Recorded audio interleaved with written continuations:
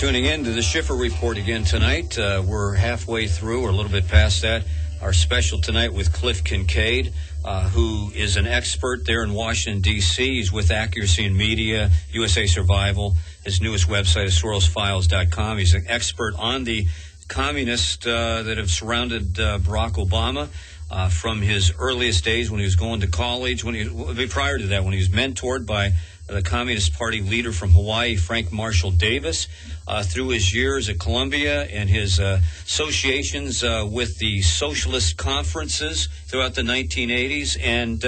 And then when he started his political rise, first state senator in Illinois, then U.S. Senate, and then, of course, to the presidency.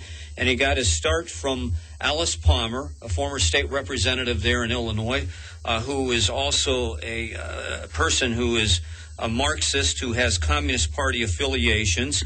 And also, if you follow Fox News or Sean Hannity or Glenn Beck at all, you're familiar with the names William Ayers and Bernadine Dorn, the husband and wife team that were leaders of the communist terrorist group, the Weather Underground. Well, Cliff Kincaid focused a lot on that last Thursday at his conference. And all of this we're talking about is documented, or will soon be documented, on Soros-Files.com. The phone lines are open. Give us a call anytime, 330-492-6881. That's 330-492-6881. If you're listening from the Tuscarawas County area, call us now at 330-874-2424. We encourage your phone calls. You don't have to agree with us. If you find this information shocking, hard to believe, if you agree, let us know. Cliff, welcome back to the broadcast. Great to be back. Okay, let's go very quickly. I know there's some new information you want to talk about, but very quickly, tell us a little bit about some of the information that you conveyed to the group, to everybody there in D.C. last week, pertaining to Bill Ayers, Bernadine Dorn, and some of these other people now who are basically inciting a lot of this protesting and helping to lead these protests on Wall Street in D.C. I'm talking about Michael Ratner, a radical who warned of a bloodbath if the police go in, Ian Thompson, who's a fan of communist North Korea, and Brian Becker. Tell us about these sordid characters. Yes, a lot of these operate out of the headquarters at the address I mentioned earlier, the one in D.C. for the Alliance for Global Justice. Some of these characters, like Thompson and Becker, have been associated with the so-called International Answer Group, which is really a couple of openly communist organizations. These are people who are really some of the leaders in the movement. Look, I've been to the Freedom Plaza occupation, so to speak, the Occupy D.C. group in McPherson Square, a couple blocks north of the White House. And frankly, a lot of these people are aimless young people, homeless people, mentally challenged, shall we say, mentally disturbed people. But the real organizers are the ones I mentioned. And plus, they have a legal contingent. They have lawyers working on their behalf, like Michael Ratner, who's with the Center for Constitutional Rights, who went on Russia Today television to tell the police to stay away because otherwise there would be a bloodbath. Well, we're already seeing the blood flow in several locations, especially in Oakland, California last night. Again,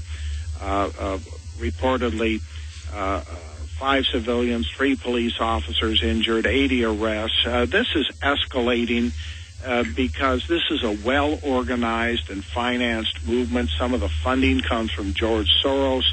The rhetorical support has come from the very top, the President of the United States, who, of course, came out of this milieu, as you just described, Paul, going back into his history under the tutelage of communist Frank Marshall Davis. Then in Chicago, Obama hung around with people like Bill Ayers and Bernadine Dorn.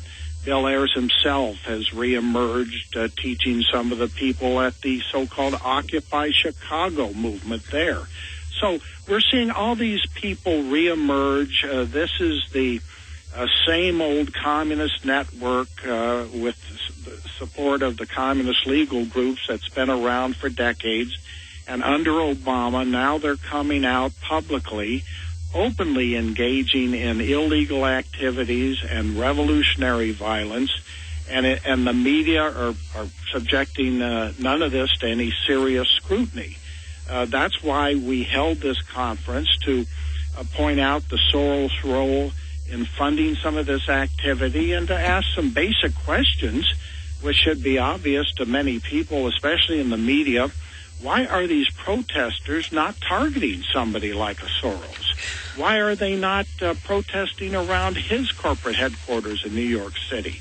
Why don't they go out to his home in Catonia, New York, and ask why he made $8 billion last year alone, why he's now among the richest people in the world. In fact, he's on the top 10 of richest Americans. And this is why we started the SorosFiles.com website, to subject this guy to the scrutiny that he deserves. Because here's a guy, I gave you the quote earlier, who says that capitalism is more of a threat to the United States today than communism. Capitalism is more of a threat. Capitalism is the best thing that's happened to humanity in the history of the world. It has lifted more people out of poverty than any other system. It is still the best system that has ever been devised to safeguard our economic and political liberty, and yet now its survival hangs in the balance. One of the briefing papers you passed out to all of us that attended your conference last week, Cliff, was a declassified U.S. government intelligence document, information regarding the communist and foreign connections of the communist weather underground group that Bernardine Dorn and Bill Ayers, friends and associates of Barack Hussein Obama, they were leaders of. What was frightening, and something that none of us knew really until your conference last week, is that not only were these folks that associated with Obama communist, but they made a number of trips, and this was documented in these FBI. The FBI was following these folks, of course, and they documented how many of these people, including Tom Hayden, Todd Gitlin, Jerry Long, and other communists, made significant number of trips to Cuba and visited with the Castro brothers and got indoctrinated in the struggle against U.S. imperialism. They not only went to Cuba at the height of the Cold War many times, but they went to communist Vietnam and associated with leaders of the Viet Cong, sworn enemies of the United States. Can you tell the listening audience a little bit about this? Because I think it's important that they know that not only is Obama a liberal and that Soros is dumping his money into this, but the whole movement is infiltrated by people who are not only Marxist-Leninists, but agree with people of the ilk of Fidel Castro, Raul Castro, Chavez of Venezuela, the dictators of North Korea and Vietnam. You can't get any more pathetic and treasonous than that. Exactly. And when somebody calls Bill Ayers a, quote, domestic terrorist, that technically is wrong as well, because as that document shows, and we've been able to document more extensively, these people were not domestic terrorists. They were puppets or agents of foreign powers. One of the members of the Weather Underground, Kathy Bodine, traveled not only to Cuba, but to the old Soviet Union. Dorn helped organize the Venceremos brigades to Cuba, where some of these radicals went not only to get brainwashed, but to learn guerrilla warfare and explosives. And in that context, I brought up the case during my opening remarks of one Karen Nussbaum, who's a top AFL-CIO official who runs something called the Working America affiliate of the AFL-CIO. We've got documented evidence that she went to Cuba in 1970 as a member of the Venceremos brigades and had dinner with Castro. And she has previously talked publicly about how thrilling it was. She also went to Hanoi, North Vietnam during the war in Vietnam. And there's a photo we have that we took off of Jane Fonda's website of Karen Nussbaum, her husband Ira Arluck, meeting and being photographed with Hanoi Jane Fonda. These are who these people are.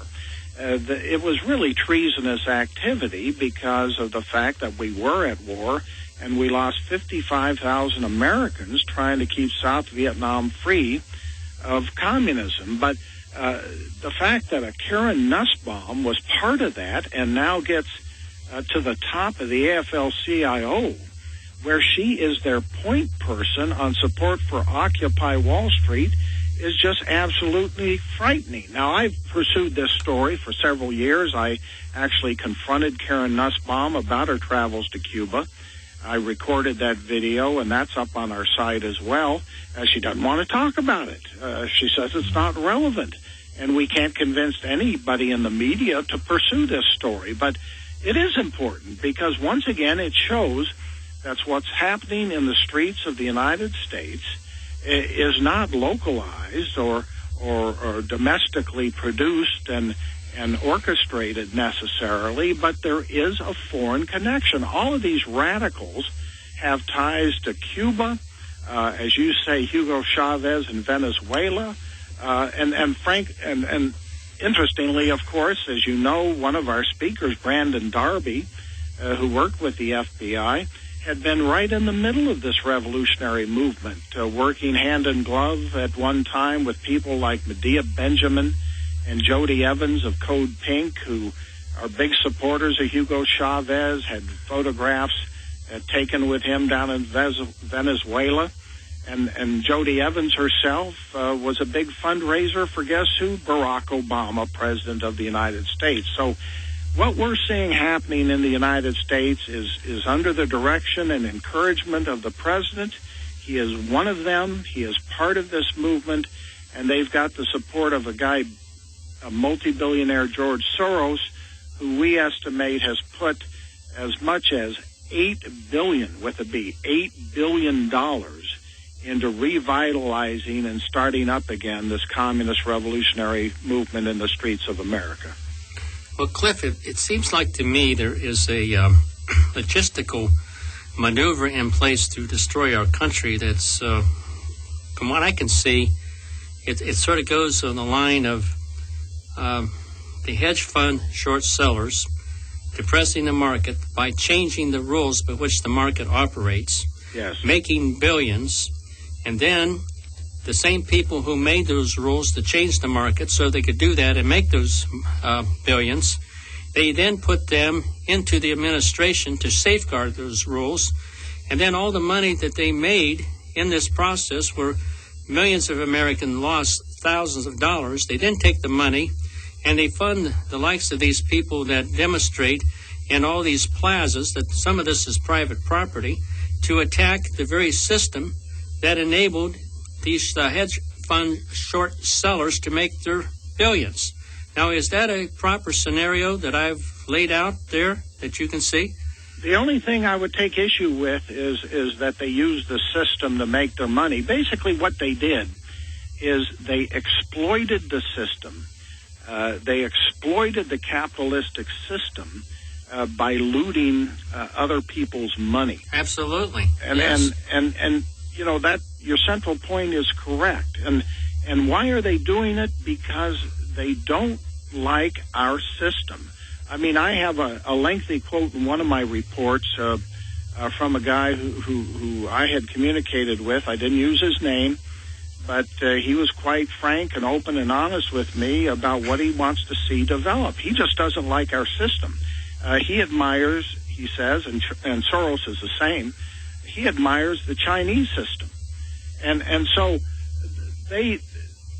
and what they're doing globally, and this is an important topic to talk about as well because of the G20 summit going on in France as we speak, is they want to diminish the power of the United States, to use Obama's words, transform our capitalistic system into a socialistic or Marxist system, and then integrate us into a lesser role into what Soros used to openly call a new world order.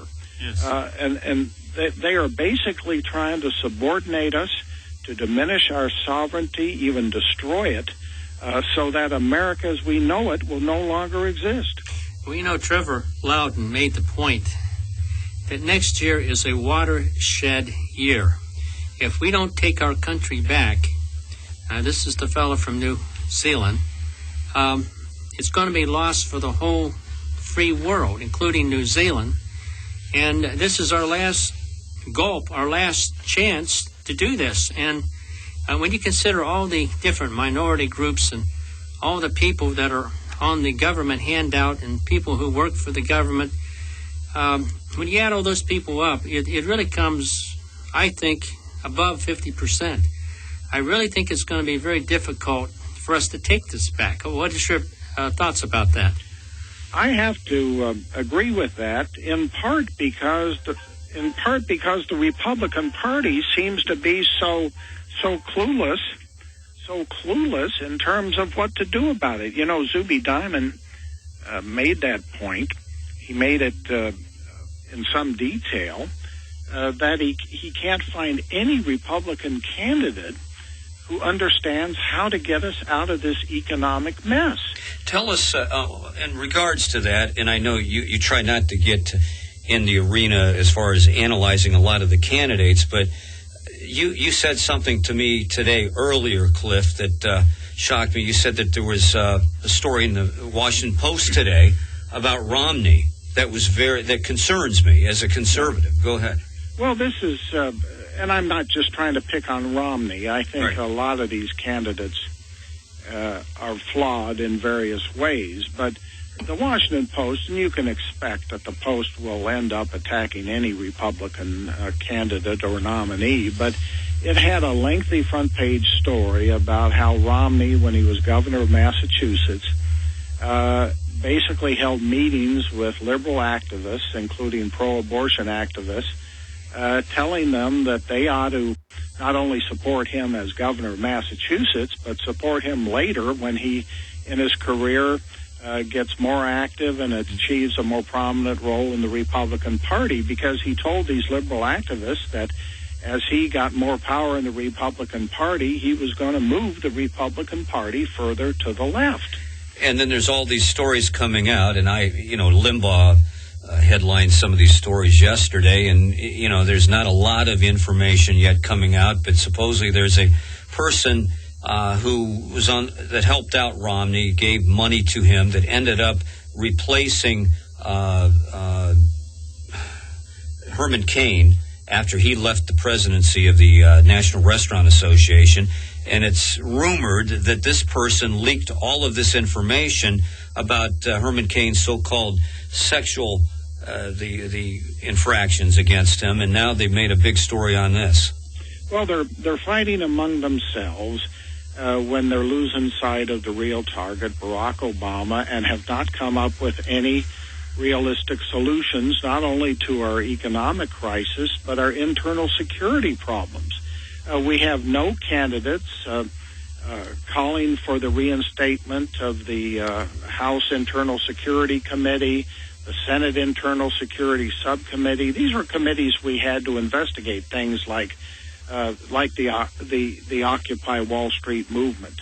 This movement, now openly advocating and engaging in violence, should be the subject of hearings on Capitol Hill by the Congress, which should not only look into who's behind it, but whether they have links to the White House. And again, I submit the links are there. They're open. You've got a president openly encouraging this kind of thing. Have we reached a point in the United States where we let a president of the United States encourage a movement that engages in violence, the destruction of property, and anarchy, and what we saw in Oakland last night? I mean, to me, the Republicans, this is my personal opinion, should already have introduced impeachment charges against this president, not only because of what he's done to encourage this violence, but because of what Eric Holder has done vis-a-vis gun running to Mexico. I mean, we've got a president here, Obama, who waged an illegal and unconstitutional war in Libya. And the Republicans, acting like the stupid party, can only send a letter asking for more information. Cliff, can you tell me why does George Soros, seemingly as a person of Jewish descent, have a distaste for Israel? Do you have any insights into that? Only based on what he has himself said. And, in order to put together this website, Sorosfiles.com, I read all of his books. I've read a number of books written by his associates. And Soros just openly says that he's not a practicing Jew. He does have that heritage, but he's an atheist. He doesn't believe in the state of Israel. Some of this he may have gotten from his philosophical mentor, a guy named Karl Popper, who I investigated and wrote a whole story about him, too. He was a communist in his youth, later became a socialist. And Popper, too, is Jewish, but never believed in the state of Israel. They just, he hasn't said or written a lot about why he believes that, but by extension, if you look at the activities of people like Bill Ayers and Bernadine Dorn in the Weather Underground, and by the way, one of our speakers, Larry Grathwohl, who was in the Weather Underground as an FBI informant, has talked about and written about this at length. They regard Israel as an imperialistic lackey of the United States.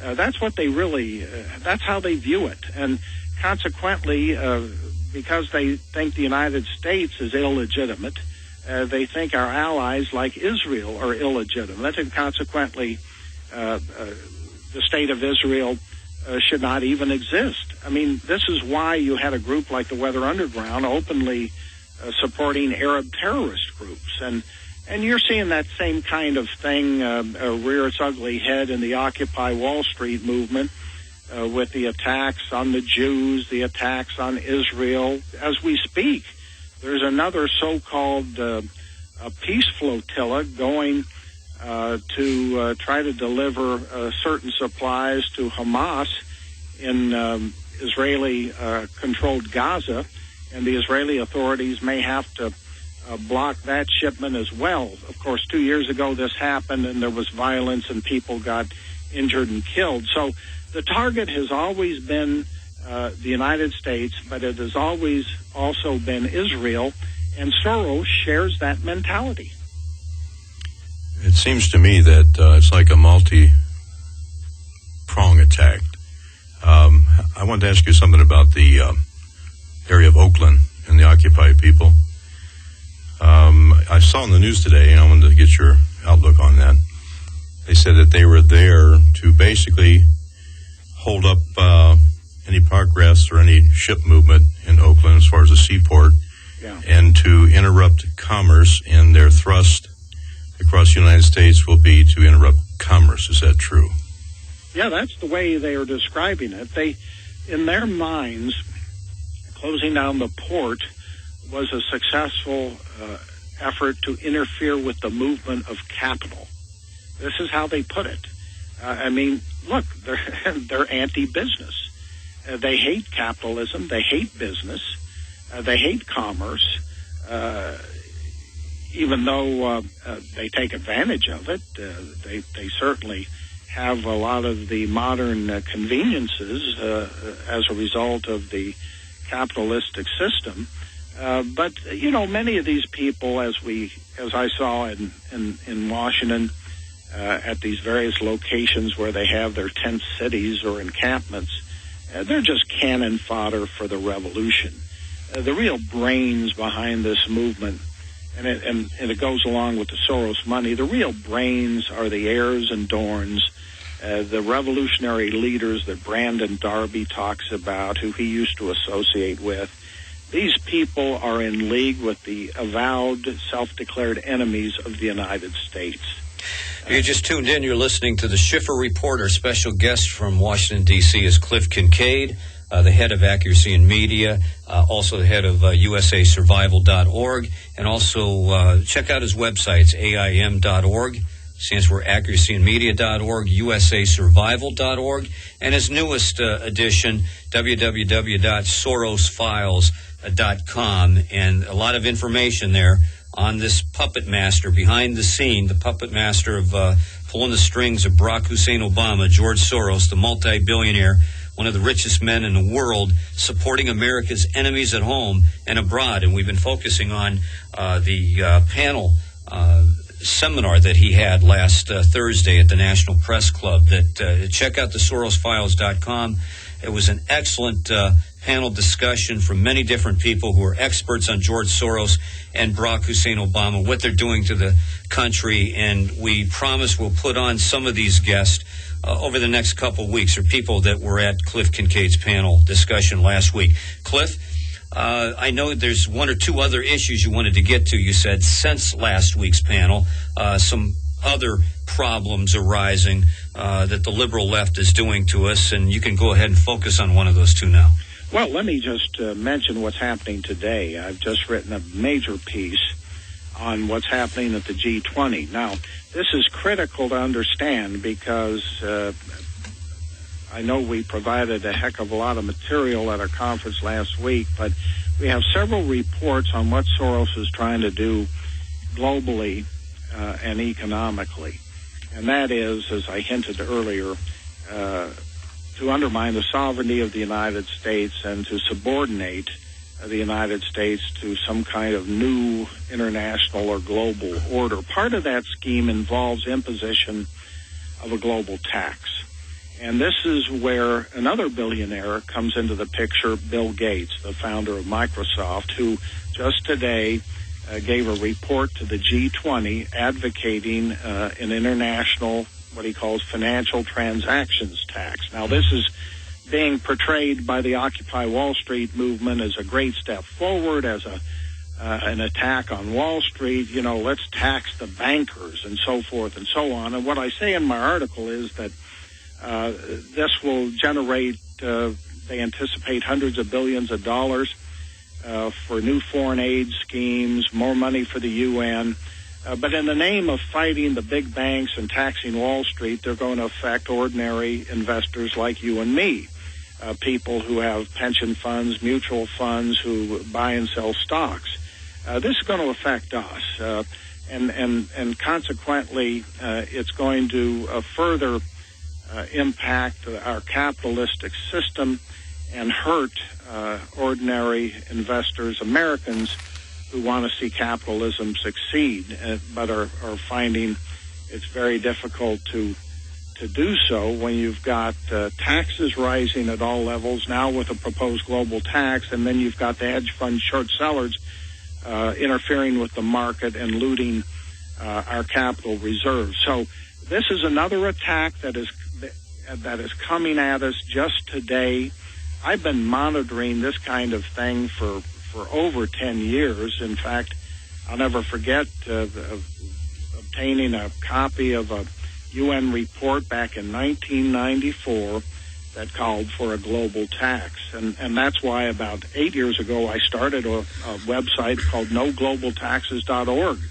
We've got many reports there as well detailing the history of this, and it's culminating in the Bill Gates proposal just today. Cliff, one aspect I wanted you to try to touch on. I'm very much upset that this administration, with their lack of vision and lack of godly wisdom, would have a foreign policy where they would invade Libya, who, while it was in the past had problems, seemed to have straightened itself out and seemed to be allied to the United States. Gaddafi gave up his chemical weapons. He stood firm against al-Qaeda. And now we have a situation of chaos where the Muslim Brotherhood seems to be in control, with probably the radicals taking over, and then the oil money being in charge of them. Again, allied against Israel. Now, I have heard that Soros was kind of behind this foreign policy intrusion. Do you have any information on that? We've written extensively on that, based on analyzing the activities of some of the people he funds at the Center for American Progress. This is the group alluded to by Paul earlier when he mentioned John Podesta. John Podesta runs it. He was a former Clinton chief of staff who was the co-chair of Obama's transition. And they have been arguing that this Arab Spring is great, that it's going to lead to democracy throughout the Arab world. And, of course, what we've seen in country after country, beginning with Egypt and now in Libya, more radical forces, the Islamists, some allied with al-Qaeda, are taking over. Look, Muammar Gaddafi should have been killed. He actually should have been put on trial and held accountable for his role in the Pan Am 103 Lockerbie bombing years and years ago. I worked with the families of the victims of that attack, but the truth is that, during the George W. Bush administration, Gaddafi gave up his nuclear weapons program. He changed his spots somewhat, started cooperating with us against al-Qaeda. Look, if the United States wants to go to war against Libya and get rid of Gaddafi, that's one thing. But it should be done according to the Constitution, and that is you need an authorization of force or a declaration of war from the Congress of the United States. You know, you can be for or against George W. Bush's invasion of Iraq, but the fact is that he went to Congress for authorization for that war. But when it came to Libya and Obama never went to Congress for approval. He just did it on his own through executive order. He did it through NATO. NATO was supposed to be a defensive force. Now it's become an offensive military force. And he's gotten rid of Gaddafi, which is really, ideally, a good thing. But it looks like the replacements are worse. Are going to be even worse. That's the point I was trying to make. What we have to replace him is far worse for us, is far worse for Israel, is far worse for the world. And on top of it, they're going to be terrorists that have money. Yep. And but this is the pattern we're seeing because of the so-called Arab Spring. And people should go to the website and read Zuby Diamond's remarks, because although he had a lot of good things to say about analyzing the economic situation, he also addressed foreign policy and talked about what Obama is doing around the world. We've not only lost to critical countries like Egypt, but we're seeing increasing evidence of Christians in these countries getting further persecuted, even murdered outright. So these are dangerous times internationally. We are losing our friends and allies, and as you point out, Israel is being further surrounded and isolated. Right. You're listening to the Schiffer Report. Our guest tonight has been Cliff Kincaid. We're in the final 6 minutes of tonight's broadcast. This is part 2 of a 6 or 7 part series focusing in on the information that Cliff Kincaid and his panelists gave us last week when we were in D.C. on Capitol Hill at the National Press Club, where he did this expose for 6 hours with tremendous speakers documenting George Soros, his power and influence, the money that he's pouring into these left-wing Marxist groups that are fomenting turmoil and strife in this country, falsely accusing the good guys on Wall Street, and these are the bad guys on Wall Street that are fomenting this. And, of course, we have a ton of information, thanks to Cliff Kincaid and his panel last week, from Trevor Loudon, the great conservative blogger. Glenn Beck uses a lot of his information over the years. His new book, Trevor Loudon's new book, is Barack Obama and the Enemies Within. We hope to have Trevor on for an entire broadcast sometime soon. Also, if you like what you hear on this program or want to know more information you're not getting anywhere else, then please feel free to call me, Paul Schiffer, anytime after the show or during the day. We need funding to keep this program going and to expand it. If you'd like to advertise on this broadcast or just give a love offering or donation, feel free to call me anytime on my cell. That's 216-276-8257. Again, that's 216-276-8257. Or you can email me anytime at schifferreport@hotmail.com. That's Schiffer spelled SCHIFFER, schifferreport@hotmail.com. You can also catch this broadcast live on the web through audio streaming every Monday and Thursday evenings from 6:30 to 8 p.m. Just go to The Light, light959.com. That's thelight959.com. And Cliff, again, a reminder to you, this broadcast tonight and every one of these broadcasts, every showing of the Schiffer Report, thanks to my friend Larry Boltz in North Carolina, will be turned into a YouTube video. So within a couple days or so, you can see this interview with Cliff Kincaid, or hear it, and with the pictures added to it in the video, the PowerPoint presentation. Just go to YouTube and type in, when you get to the YouTube site, the Schiffer Report, or Google search the Schiffer Report YouTube video.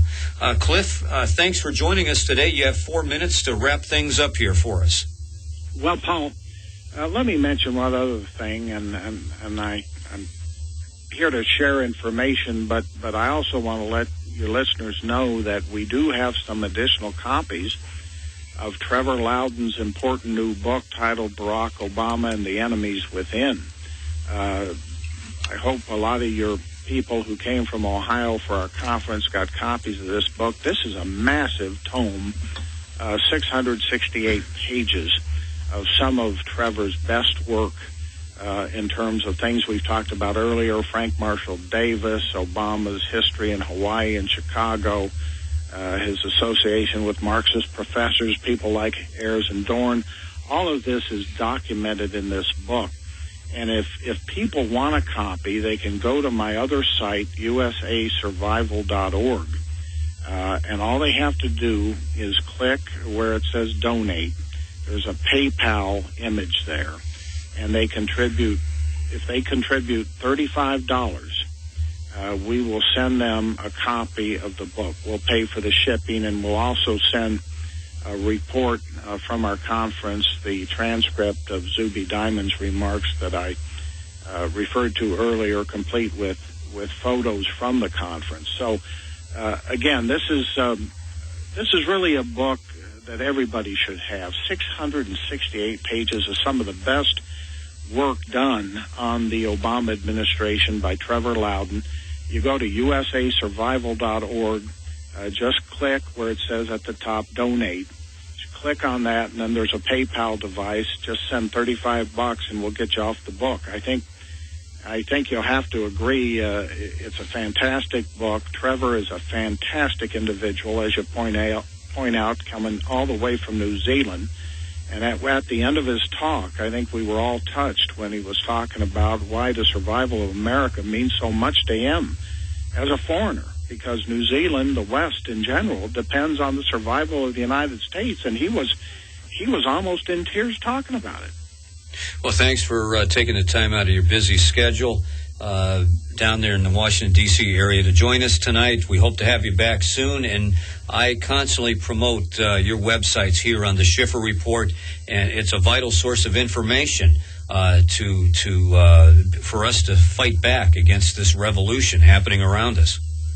Well, thanks. And again, thanks to you and your friends and associates, including those in the studio who came, and I was really touched that you would make such a trip.